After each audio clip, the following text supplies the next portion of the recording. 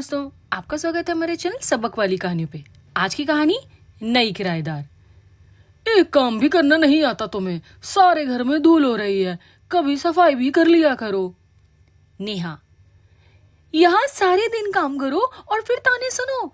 जब मैं कहती हूँ कि ऊपर वाले पोर्शन में किराएदार रख लो तो कोई नहीं सुनता, सफाई भी रहेगी और थोड़े पैसे भी आएंगे।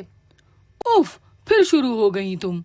ये कहकर राज गुस्से में चिल्लाता है और घर से बाहर निकल जाता है। शिविन, उसका बेटा, कमरे से बाहर आता है और माँ से कहता है, आपने फिर मुझे नहीं उठाया, मैं कॉलेज के लिए लेट हो गया।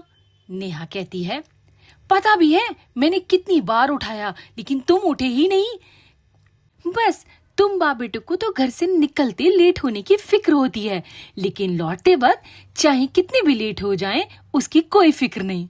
शिविन कहता है, मम्मी आप फिर से शुरू हो गई। नेहा कहती है, क्या करूं, कैसे बोलूं, मैं दुखी हो गई हूं इस सब से। और शिविन वहां से चला जाता है और नेहा चुपचाप फिर से काम में लग जाती है। नेहा की जिंदगी बस यूं ही चल रही थी, घर के काम, ताने और अकेलापन।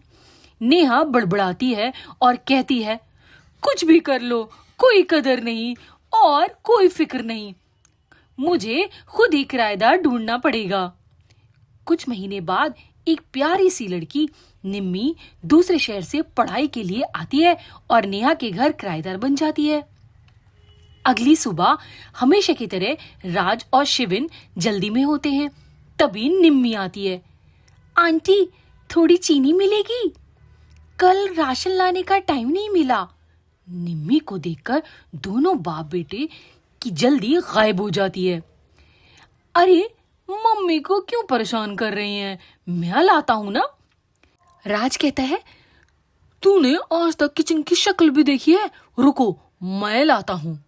नेहा कहती है, चीनी का डब्बा कौन सा है और कहाँ रखा है वो तो पता नहीं है, दोनों चले चीनी देने के लिए।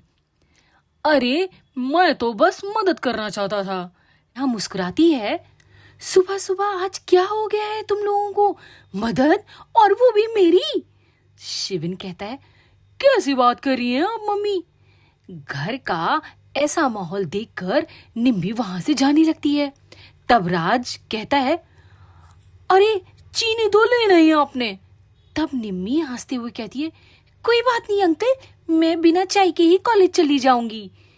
शिविन पूछता है, वैसे कौन सी कॉलेज में हो? निम्मी जवाब देने वाली होती है कि नेहा बीच में बोल पड़ती है, अब दोनों को देर नहीं हो रही। शिविन कहता है, हद है, मेरी तो बात ही नहीं बनने देंगी मम्मी।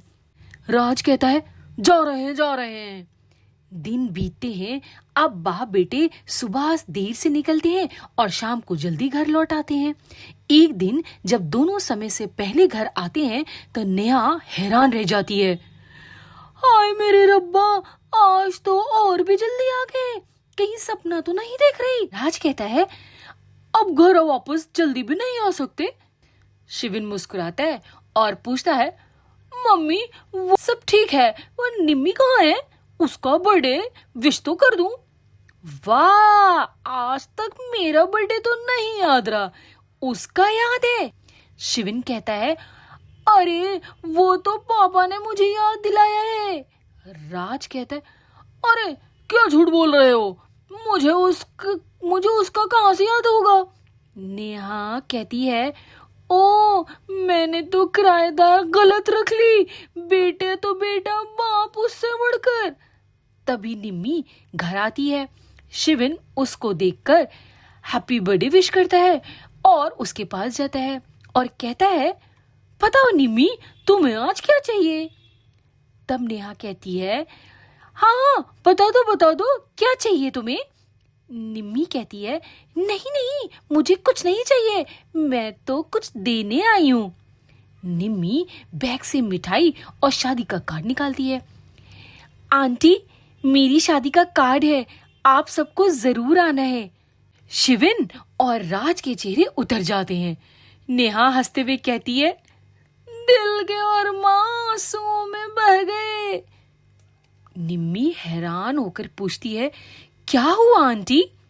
नेहा मुस्कुराकर कहती है, कुछ नहीं बेटा, बस इन दोनों की सारी पोल खुल गई। निम्मी कहती है, मैंने आपको अंकल कहा और शिविन को हमेशा छोटे भाई की तरह समझा, लेकिन कहते हैं ना, man will be always man. तो इस कहानी से क्या सबक मिलता है कि कभी कभी दूसरों की कदर तब होती है जब कोई तीसरा आकर आईना दिखा देता है। अगर आपको मेरी कहानी अच्छी लगती है तो please like, share and subscribe my channel. Thank you.